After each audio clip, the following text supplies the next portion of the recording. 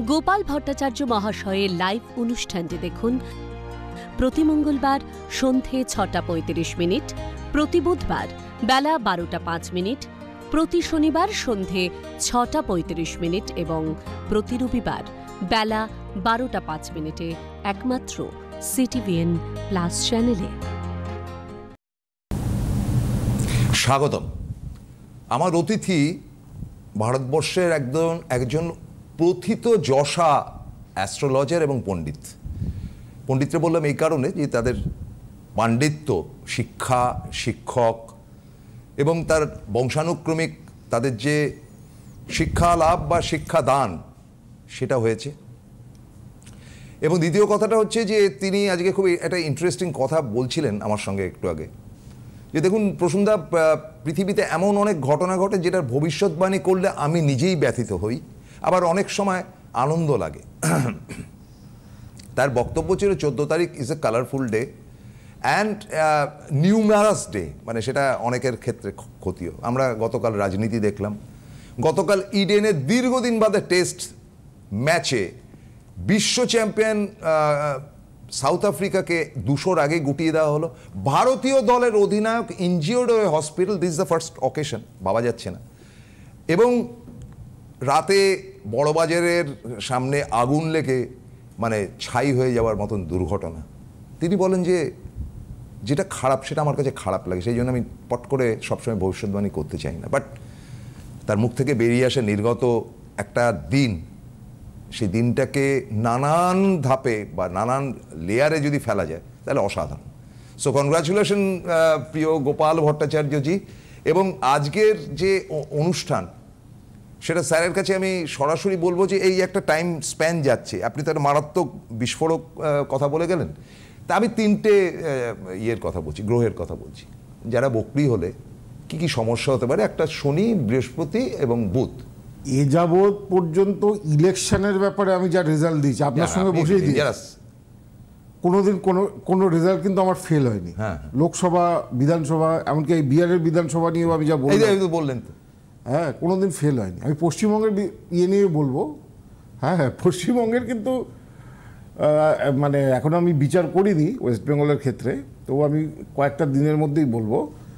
তবে এখানে কিন্তু বিরোধীদের গ্রহের যে অবস্থান সেটা কিন্তু অতটা কিন্তু যতই বিহারে জিতুক না কেন এখানে কিন্তু দেখুন, আমি কিন্তু কোনো আমার কাছে সমস্ত রাজনৈতিক দলের মানুষজন আছে, এটা যেমন সত্যি কথা, কিন্তু একটা ওয়ার্ল্ড রেকর্ড হলো 71% মহিলা ভোট দিয়ে একটা গভর্নমেন্ট তৈরি করে ফেললো। সেটা তো রাজনীতি নয়, সেটা তো রাজনীতির বাইরে, এটা তো অভিনব। এই এরকম ঘটনা তো জীবনে ঘটে। হ্যাঁ, যেমন সেই জন্য এগুলো গ্রহ কথা বলে। আচ্ছা, প্ল্যানেটারি পজিশনে বোঝা যায় যে ভবিষ্যৎবাণী করা যায়। যেমন বুথ ফেরত সমীক্ষা, বুথ ওরা থেকে দেখে বলে বুথ ফেরত সমীক্ষাই হয়নি, যখন আপনি বলেছেন। না, হরিয়ানাতে তো বুথ ফেরত সমীক্ষা সবাই কংগ্রেসের জন্যই বলেছিল, সেখানে বুথ ফেরত সমীক্ষা কিন্তু ফেল করেছে, সেখানে বিজেপি এসেছে।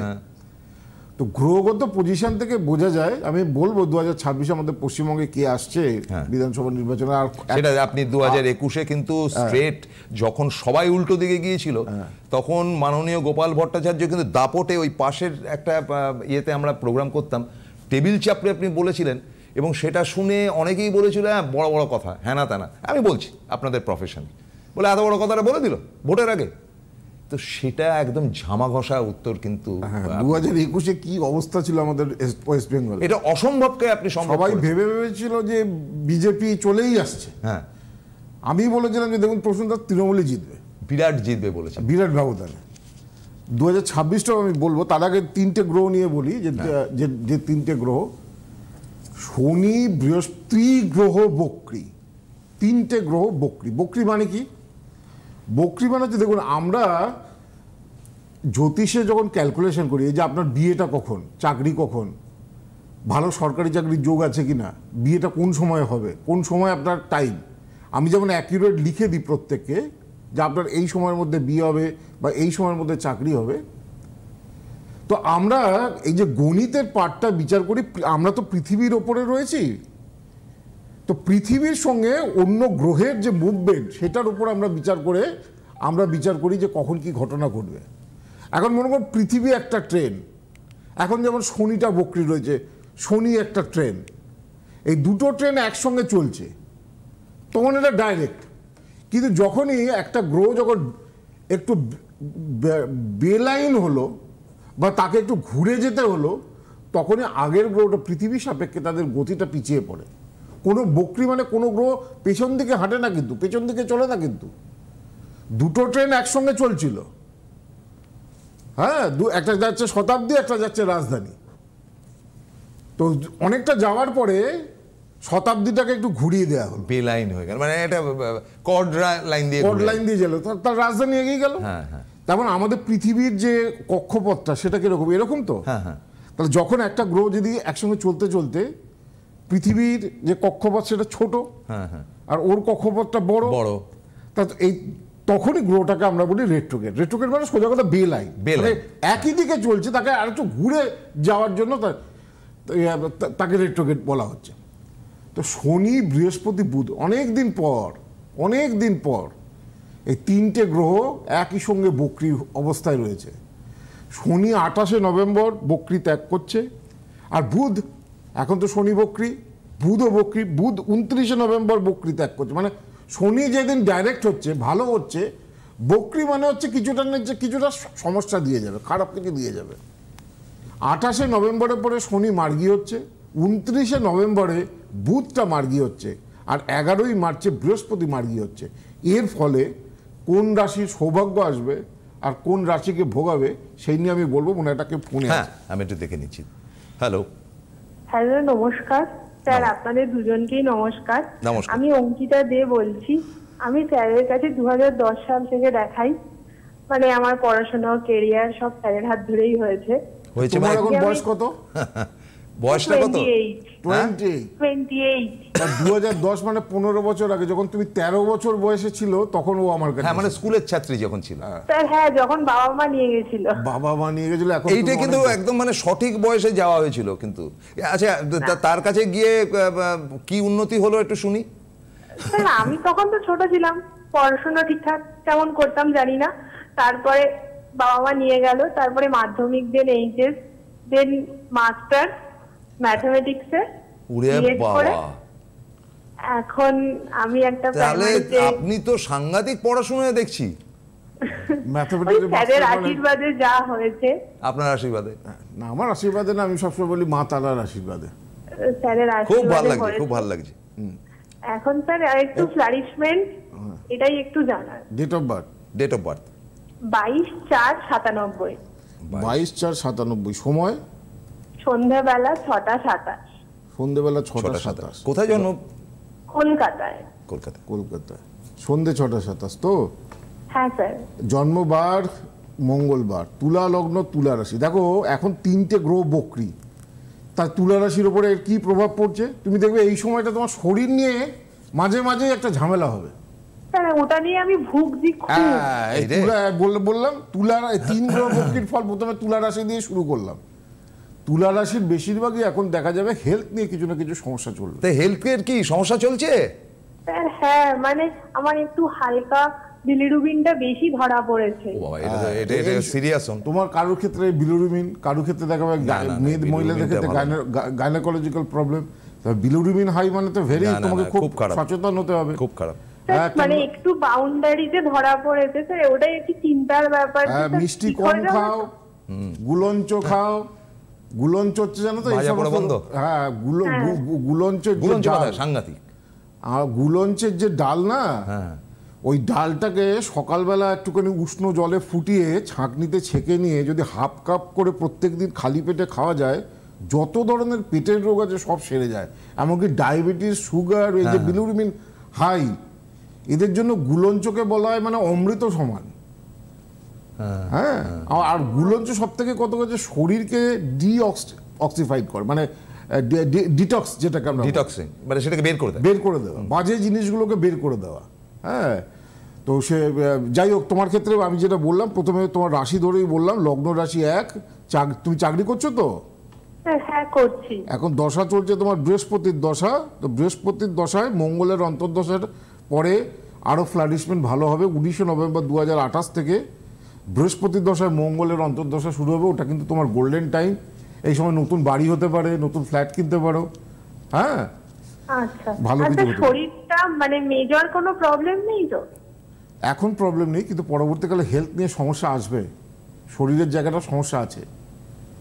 আচ্ছা তুমি তো আরে অনেকদিন ভুলন আগে চোটা খান না। দেখিয়েছো, একবার দেখি আর একবার দেখিয়ে নেবে এর মধ্যে সময় করে। আচ্ছা স্যার, ঠিক আছে স্যার। ইয়েস স্যার, আপনার যেটা আমরা আলোচনায় ছিলাম, 28শে নভেম্বর শনি মার্গী হলে 3টে রাশির ক্ষেত্রে ভালো হবে।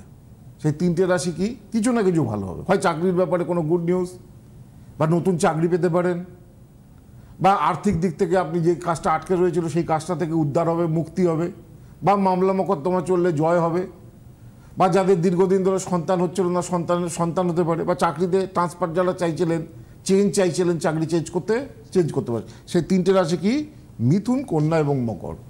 উপার্জন বৃদ্ধি, 28শে নভেম্বরের পরে নতুন কোনো কর্মে সুযোগ আসতে পারে। 29শে নভেম্বর বুধ যখন বৃশ্চিক রাশিতে মার্গী হবে, যে 3টে রাশির ক্ষেত্রে ফিনান্সিয়াল গেইন দেবে, অর্থপ্রাপ্তি বা কর্মপ্রাপ্তি বা ব্যবসায় অগ্রগতি, সেই 3টে রাশি, এবং যদি লিটিগেশনের প্রবলেম থাকে সেখান থেকে যে মুক্তি বা সেখানে জয়লাভ, সেই 3টে রাশি হচ্ছে বৃষ, কর্কট এবং বৃশ্চিক। 29শে নভেম্বরের পরে এটা ভালো হবে। এখন মেষ, সিংহ, তুলা, এই যে তুলা ফোন করলো এইমাত্র, শরীর নিয়ে ভুগছে, এখনো কিন্তু ভুগতে হবে। কতদিন? 11ই মার্চ পর্যন্ত। Very careful. কোন কোন রাশি? মেষ রাশি, সিংহ রাশি, তুলা রাশি, ধনু রাশি, কুম্ভ রাশি এবং মীন রাশি। হয় শরীর নিয়ে ভুগতে হবে, নয় একটা কি বলে মেন্টাল এক্সপেকটেশনগুলো ফুলফিল হতে চাইবে না, নয় দেখা যাবে যাদের সিংহ রাশি বা মেষ রাশি যারা ব্যবসা করেন, ব্যবসায় মনোমতো সফলতা আসতে চাইবে না। কিন্তু আফটার 11 মার্চের পরে নতুন অপরচুনিটি, নতুন সুযোগ বা নতুন একটা জায়গায় যাওয়ার সুযোগ থাকছে। তো 3 গ্রহে বক্রী হওয়ার ফলে শনি, বৃহস্পতি এবং বুধ, এই 3টে গ্রহ যেহেতু এখন বক্রী ভাবে অবস্থান করছে, এই সময় ওভারঅল সারা পৃথিবীতেই এবং সারা দেশেই অর্থের একটা, আর্থিক দিক থেকে একটা স্টেবিলিটির অভাব থাকবে। মানুষের হাতে যে পরিমাণ অর্থ থাকা দরকার সেটা থাকবে না। আর্থিক ক্রাইসিস এখন কম বেশি প্রত্যেকটা রাশির জাতক বা জাতিকাদের ভোগাবে এই টাইমটা। এবং বিশেষ করে কি শেয়ার মার্কেটও ক্র্যাশ করতে পারে। এখন বৃহস্পতি বক্রী ভাবে রয়েছে খানিকটা। ধনু এবং মীনের শরীর নিয়ে এই সময় একটু ভোগাবে, যেমন তুলারও শরীরটা ভোগাবে। এই 11ই মার্চ পর্যন্ত ধনু এবং মীনের শীত পড়ছে। শীত পড়লে জানেন তো হঠাৎ কি সমস্যা হয়, আমি বহু ক্ষেত্রে দেখেছি, হঠাৎ হার্ট অ্যাটাক হয়। হবেই এই শীত হওয়ার সময়টা, এই শীত প্রচুর অল্প বয়সী, আমার পাড়া প্রতিবেশী অনেকে, প্রচুর অল্প বয়সী ছেলেমেয়েরা দেখা গেছে তারা হার্টের টেস্ট করায় না। হ্যাঁ, হয়তো হার্ট ব্লকেজ, খুব মাংস খাচ্ছে, খুব মাটন খাচ্ছে, খুব চর্বিযুক্ত জিনিস খাচ্ছে মনের আনন্দে, হার্ট আর চেক করাচ্ছে না, হার্ট ব্লক হয়ে যাচ্ছে। আর এই ঠান্ডাটা পড়লেই দেখা যায় বেশিরভাগ বহু মানুষ এই সময় এই যে আবার ওই ছাড়ার সময়টা, হ্যাঁ, এই ধরাটা, শীতটা পড়া এবং শীতটা ছাড়া মারাত্মক হার্ট অ্যাটাক হয়। সেই জন্য প্রত্যেকেরই আফটার 40 পরে অবশ্যই আমাদের ফুড স্টাইল বা লাইফস্টাইল, যেরকম আমরা রিচ খাবার খেতে অভ্যস্ত, তেল ঘি খেতে অভ্যস্ত, 40 পরে প্রত্যেকেরই উচিত হার্টের একবার করে টেস্ট করানো। ঠিক, হ্যাঁ, নাহলে খুব মুশকিল। হ্যাঁ, 40-42 বছর বয়সে দেখা যাচ্ছে 80% হার্ট ব্লকেজ। সে কোনো কাজের কথা? হ্যাঁ, তো সুতরাং এইগুলোকে একটু কেয়ারফুল হতে হবে। বিশেষ করে আমি বললাম ধনু, মীন, তুলা, এই সমস্ত রাশিগুলোর শরীর স্বাস্থ্যের ব্যাপার নিয়ে কিন্তু ভোগাবে। তো যাই হোক, আমি মোটামুটি একটা ছোটোখাটো বললাম। আজকে কিন্তু আর একটা বিষয় নিয়ে বলা, কার্তিক পুজো। হচ্ছে কার্তিক পুজো। দুটো পাঁজি আছে আমাদের, একটা হচ্ছে বিশুদ্ধ সিদ্ধান্ত পাঁজি, যেটা হচ্ছে অ্যাকিউরেট পাঁজি, তার গণিতটা হচ্ছে অ্যাকিউরেট, যেটা আপনি কিন্তু এখনো সাধারণ মানুষের মধ্যে এই পাঁজিটা সেইভাবে ছড়াতে পারেনি। যারা পণ্ডিত বা যারা, যেমন বেলুর মঠে বিশুদ্ধ সিদ্ধান্ত পঞ্জিকা অনুযায়ী পুজো হয়, এরকম বহু ভালো ভালো জায়গায় রয়েছে যারা জানে যে কেন এটা অ্যাকিউরেট। আর সাধারণ মানুষ তো তর্ক জুড়ে দেবে, তাহলে অন্য পাঁজিগুলো কেন অ্যাকিউরেট নয়। অন্য পাঁজিগুলোর যে অয়নাংশ ধরা হয় সেটা ভুল, সোজা কথা। এদের তিথির সঙ্গে কোনো কিছু মেলেই না। তো বিশুদ্ধ সিদ্ধান্ত পঞ্জি, এবারে কেউ যদি চান আপনি আপনার মনের মতো করবেন, আর তিথি অনুযায়ী যে না পুজো করলে তো আপনি পুজোর ফল পাবেন না। কার্তিক পুজো, কার্তিক হচ্ছে কিন্তু আমাদের ভারতবর্ষে বিশেষ করে দক্ষিণ ভারতে মুরুগান দেবতা হিসেবে পরিচিত। বিরাট বিরাট মুরুগান, আচ্ছা, বিরাট বিরাট মন্দির। সে আমাদের এখানে যেমন একটা চ্যাংড়ামি করা হয় কার্তিককে নিয়ে, এখন তো দেখছি ফেসবুকে চারিদিকে ছড়িয়ে পড়েছে, ও মা রে বাড়িতে গিয়ে কার্তিক ফেলে, কি দেখ তোর হাবল এসেছে, এই একটা কি গান বেরিয়েছে সেটাকে দিয়ে দেখা যাচ্ছে সবার বাড়ির সামনে সামনে কার্তিক ফেলছে। ঠিক ঠিক। আমাদের এখানে কার্তিক ফেলাটা হচ্ছে মানে ওই বাচ্চা কাচ্চা হচ্ছে না সেই জন্য কার্তিক ফেলে দিল। আর লোকে পুজো করে ভাবে বাচ্চা কাচ্চা, কার্তিক পুজো করলে বাচ্চা কাচ্চা হবে। হ্যাঁ, কার্তিক পুজো করলে সন্তান লাভ হয়, কিন্তু কার্তিক পুজো শুধু সন্তান লাভের জন্য নয়, ভগবান কার্তিকের পুজো করলে শৌর্য বীর্য লাভ হয়, প্রতিষ্ঠা উন্নতি হয়, এবং তার সঙ্গে শত্রুতা, প্রবল শত্রুতা নাশ হয় কার্তিক পুজো করলে। তা আপনি যদি বাড়িতে কেউ কার্তিক না ফেললে যে পুজো করতে পারবেন না এমন নয়। ভগবান কার্তিককে বলা হয় দেব সেনাপতি।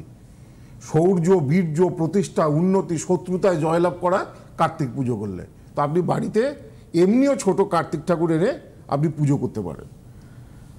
কার্তিক পুজোর অনেক নিয়ম আছে। 4টে প্রহরে পুজো হয়, 4 বার পুজো করতে হবে। সন্ধ্যেবেলায় পুজো বসতে হবে, প্রাণ প্রতিষ্ঠা হবে, এবং সন্ধ্যেবেলায় পুজোর পরে একবার পুজো, 4টে একবার পুজো করার পরে সব বাসনপত্র আবার ধুয়ে ফেলতে হবে, একবার আরতি হবে, সব বাসনপত্র প্রসাদ সব সরিয়ে দিতে হবে, দিয়ে দ্বিতীয় প্রহরের পুজো হবে। হ্যাঁ, অষ্টপ্রহর, একটা প্রহর 3 ঘন্টা। যদি মনে করুন 5:30টায় এখন যদি সন্ধ্যা হয়, তাহলে 5:30 থেকে 8:30টার মধ্যে কার্তিক পুজোর প্রথম পুজোটা হবে। 8:30 থেকে 11:30টা আবার সন্ধ্যাবেলা পুজো হয়। 5:30 কার্তিক পুজো খুব টাফ পুজো, সন্ধ্যেবেলায় বসতে হবে, একদম সন্ধ্যেবেলা যখন সূর্য ডুবছে, আর ভোরবেলায় উঠতে হবে, 4 বার পুজো হবে। হ্যাঁ, এ তো ছেলে খেলা হয় কার্তিক পুজোর নামে। 4 বার পুজো করতে হবে, প্রত্যেক প্রহরের পুজোতে সব বাসনপত্র সরিয়ে দিতে হবে, নতুন বাসনে সেগুলো ধুয়ে নিতে হবে, সব প্রসাদ সরিয়ে দিতে হবে। কার্তিক পুজো হচ্ছে যত পুজো আছে, এমনকি আমি তো অনেক সময় মনে করি কালী পুজো টাফ, সমতুল কার্তিক পুজো।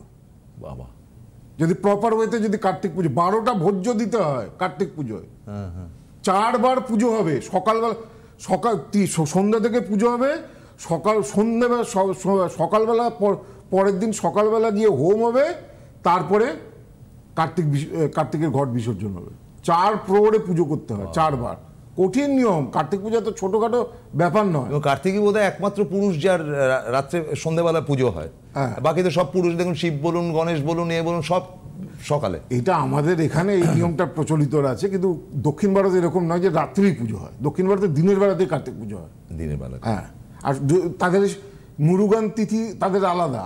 আমাদের এই যে কার্তিক মাসের সংক্রান্তিকে কার্তিক পুজো বলা হয়। যাই হোক, শুনুন, যারা সন্তান কামনা করছেন 28টা প্রদীপ ধনুক আকারে দেবেন ঠাকুরের সামনে। ধনুক বোঝেন তো? ধনুক এরকম লম্বা আর এইখানটা বাঁকানো। 28টা প্রদীপ দেবেন যাদের সন্তান হচ্ছে না, সন্তান তারা যদি বাড়িতে কার্তিক পুজো না করেন, বা সন্তানের উন্নতির জন্য কার্তিক পুজো করলে ছেলে মেয়ের উন্নতি হয়। একটা মজার কথা বলি, আমি কিন্তু কার্তিক ফেলে হয়েছিলাম, সেই জন্য আমার ডাক নাম কিন্তু কার্তিক। তাই নাকি? হ্যাঁ, অনেকে মানে হ্যাঁ। তো আমি দেখতাম আমার বাবা যতদিন বেঁচে ছিল, মানে যতদিন বেঁচে ছিল আমার বাবা, কার্তিক পুজোর দিন কিছু হোক না হোক আমার জন্য গোছা গোছা মিষ্টি নিয়ে আসবে বিভিন্ন জায়গা থেকে, এবং বলবো আমার সামনে খা তুই। তো কার্তিক পুজোয় সন্তানের উন্নতির জন্য বা সন্তান কামনার জন্য 28টা প্রদীপ দেবেন ধনুক আকারে। আর যদি আপনার খুব প্রবল শত্রু হয়, একটা ভোজ্যপত্র নিয়ে আসবেন দশকর্মার দোকান থেকে। খাগের কলম, যেটা সরস্বতী পুজো আমরা ব্যবহার করি, সেই খাগের কলমও দশকর্মার দোকানে পাওয়া যায়। আপনার লাল চন্দন দিয়ে আপনার শত্রুর নাম লিখবেন। ওই যে বললাম কার্তিক পুজো করলে শত্রুতা থেকে, মামলা মোকদ্দমা থেকে জয়লাভ হয় কার্তিক পুজো করলে। তো খাগের কলমে লাল চন্দন দিয়ে ভোজ পাতার উপরে শত্রুর নাম লিখবেন, দিয়ে মধু দিয়ে ভিজিয়ে রাখবেন। কার্তিক পুজো সারা রাত ভিজবে, পরের দিন এটাকে কোনো ভালো একটা জায়গায় ফেলে দেবেন। এতে শত্রুতা নাশ হয়। আমার মনে ফোনে কেউ আছে। হ্যাঁ, হ্যালো। হ্যাঁ, হ্যালো, নমস্কার দাদা। নমস্কার। হ্যাঁ, আর গোপাল দা, আমার নমস্কার। আমি বর্ধমান থেকে বলছি। কার সম্বন্ধে? আমার নিজের সম্বন্ধে দাদা। আচ্ছা আচ্ছা আচ্ছা আচ্ছা। ডেট অফ বার্থ বলুন, ডেট অফ বার্থ আপনি গোপালদার অনুষ্ঠান দেখছেন তো, ওনার সম্বন্ধে আপনার আইডিয়া আছে তো? হ্যাঁ হ্যাঁ হ্যাঁ, আমার পুরো ইয়ে করা আছে, প্রতিদিন আমি দেখি, ওই 4 দিন বসে 4 দিনই দেখি, তাছাড়া এমনি সবারই মুখও শুনেছি। যাই হোক, আমার ডেট হচ্ছে যে 6ই নভেম্বর, 6ই নভেম্বর সন্ধ্যে 6টা 6:30। না না না, 6 নম্বর কত, 1900 কত? ও 1969। টাইম, সময়টা বলবেন? সময়টা হচ্ছে 6:30টার সময়, সন্ধ্যাবেলায়। জন্মস্থান কোথায়? জন্মস্থান হচ্ছে আসানসোল। আসানসোল। 1 মিনিট, আগেরটা কলকাতা ছিল। কি নাম আপনার? আমার নাম বাবলি রায়। বাবলি রায়। আগেরটা কলকাতা ছিল, আসানসোল। আচ্ছা, আমি বলছি শুনুন। জন্মবার বৃহস্পতিবার। হ্যাঁ হ্যাঁ হ্যাঁ। বৃষ লগ্ন কন্যা রাশি, এটা জানেন? হ্যাঁ হ্যাঁ দাদা। বৃষ লগ্ন কন্যা রাশি, উত্তর ফুলগুনি নক্ষত্র, নরগণ। দেখুন, এইটা হচ্ছে আপনার হরোস্কোপ। প্রথম কথা হচ্ছে যে এই চারটা দেখুন, লগ্নে কোনো গ্রহ নেই, শিক্ষাস্থানে কেতু, পড়াশোনা মোটামুটি হয়েছে, খুব বেশি দূর হয়নি। না না, দেখুন আপনার বয়স হয়ে গেছে, দেখুন আমি এক এক করে প্রেডিকশন করছি। বলুন বলুন। পঞ্চমে বৃহস্পতি চন্দ্র, ষষ্ঠে রবি বুধ শুক্র, কি বলে বিবাহ স্থানে নেপচুন, এবং বিবাহ স্থানটা পীড়িত হয়েছে। বিয়ে হয়েছিল? হ্যাঁ হয়েছিল। হাজবেন্ড কি মারা গেছে? হ্যাঁ মারা গেছে। এই রে, এটা কি করে বললেন? এবং আপনি আপনার আত্মীয় স্বজনের দ্বারা সর্বশান্ত হতে পারেন, সেই দিকেও আপনি খেয়াল রাখবেন। হচ্ছি, একদম আপনি ঠিক বলেছেন। আপনার যার হাজবেন্ড সম্পত্তি রেখেছে না, তার ভাইটাইরা সব কেড়ে নিয়ে আপনাকে বার করে দেওয়ার চেষ্টা করবে। হ্যাঁ হ্যাঁ একদম ঠিক বলছে। বলুন তো ঘটনাটা, ভয়ঙ্কর একটা ইয়ে করলেন। এই 1969 জন্ম বলে আমি বললাম যে পেছনে তার লাইফস্টাইলটা কেমন গেছে। না না, পরপর বললেন, এবার আপনি বলুন, দর্শক একটু শুনুক, বলুন। হ্যাঁ দাদা যেটা বললেন একদম পুরো হুবহু মিলে গেছে। আপনার হাজবেন্ডের কোনো ব্যবসা ছিল? আমার হাজবেন্ডের ব্যবসা ছিল আপনার ইট ভাটা। সেটা এখন কি আপনার আত্মীয় স্বজন দখল করে নিয়ে বসে আছে? কে দখল করেছে? হ্যাঁ হ্যাঁ, আমার ওর ছোট ভাই। বলে দিলাম তবে। এই একটা চার্ট দেখলেই বোঝা যায় তার শেষ বয়সে কি পরিণতি হবে, সে কি চলছে কি না চলছে। আর দেখুন, আমি 34 বছর অ্যাস্ট্রোলজি প্র্যাকটিস করছি, তো আমি একটা লোককে দেখলেই বুঝতে পারি কি সমস্যা নিয়ে এসেছে। হ্যাঁ, আপনি যেটা বললেন একদম হুবহু মিলে গেছে, মানে আমার মুখে আর কিছু বলতে হবে না। তো শুধু একটা কাজ করতে হবে, মঙ্গলের ভালো করে উপাচার এবং প্রতিকার করতে হবে, তাহলেই শত্রুতা নাশ হবে। তাহলেই এরা যে সম্পত্তি আটকে রেখেছে বা অর্থ আটকে রেখেছে সেটা আপনি উদ্ধার করতে পারবেন। ঠিক আছে? তাহলে হ্যাঁ, তো মঙ্গলবার দিন কি মঙ্গলবারটা করব? হ্যাঁ, আমি বলবো মঙ্গলের উপাচার। দেখুন আমার পেছনের এপিসোডগুলোতে রয়েছে, দেয়া রয়েছে, সেখানে দেখুন দেয়া রয়েছে। আর এমনি পাওয়া যাবে তো সম্পত্তি? হ্যাঁ 100% পাওয়া যাবে, সেটারও যোগ রয়েছে। অনেকে আপনি পরে একটা সময় কথা বলে নিন না, পায় না, আপনি পাবেন পরে একটা সময়। আপনার কাছে যাব? সেটা আপনার ব্যাপার। আমি কি কখনো টিভিতে কাউকে বলি যে আমার কাছে আসুন? যার না বলি গেলে সংশোধন হবে, তাহলে আমি চলে যাব। যদি আমার কাছে আসেন, আমার যা জ্ঞান বুদ্ধি রয়েছে তাতে আমি চেষ্টা করব আপনাকে ভালো করার। না না, আপনি যেটা বললেন মানে আমার মনটা একদম মানে আপনার বলতে হবে না, আপনি আসুন একদিন। টিভিতে বলছেন আর আমি এরকম চেম্বারে হাজার হাজার লোককে সবসময় বলি না না না। যাই হোক, একটু বলে দিই, এখন যারা চেম্বারে দেখাবেন এই যে কীর্তিমুখ, এটা বাড়িতে রাখলে শত্রুতা নাশ হয়, ব্ল্যাক ম্যাজিক, কালা জাদু, কোনো কিছু বাড়িতে ঢুকতে পারে না। আর এই কামধেনুটা এখন এই নভেম্বর মাস পর্যন্ত সব চেম্বারে কিন্তু উপহার হিসাবে দেওয়া হচ্ছে। এগুলো খুব কস্টলি তো? হ্যাঁ, খুবই কস্টলি। আর আমার চেম্বার যেটা কলকাতায় গড়িয়াহাটে রয়েছে আর বারাসাতে রয়েছে, ওইদিকে কৃষ্ণনগরে রয়েছে, বহরমপুরে রয়েছে, শিলিগুড়িতে রয়েছে, গৌহাটিতে রয়েছে, শিলচরে রয়েছে, আর এইদিকে দুর্গাপুরে আছে, আর কি বলে মেদিনীপুর হলদিয়াতে রয়েছে। সমস্ত চেম্বারের মেন হেল্পলাইন নাম্বার 8584038631। আর যারা আসতে পারছেন না, অনলাইনে যোগাযোগ করতে পারেন। অনলাইনের ফোন নাম্বার হচ্ছে 8584038638। যারা ভিডিও কলে কথা বলতে চাইছেন আমার সাথে, তারা 8584038638 এই নম্বরে যোগাযোগ করুন। আজকের মতো শেষ করতে হচ্ছে, আগামীকাল দুপুর 12টা। নমস্কার। গোপাল ভট্টাচার্য মহাশয়ের লাইভ অনুষ্ঠানটি দেখুন প্রতি মঙ্গলবার সন্ধে 6:35, প্রতি বুধবার বেলা 12:05, প্রতি শনিবার সন্ধে 6:35 এবং প্রতি রবিবার বেলা 12:05 একমাত্র সিটিভিএন প্লাস চ্যানেলে।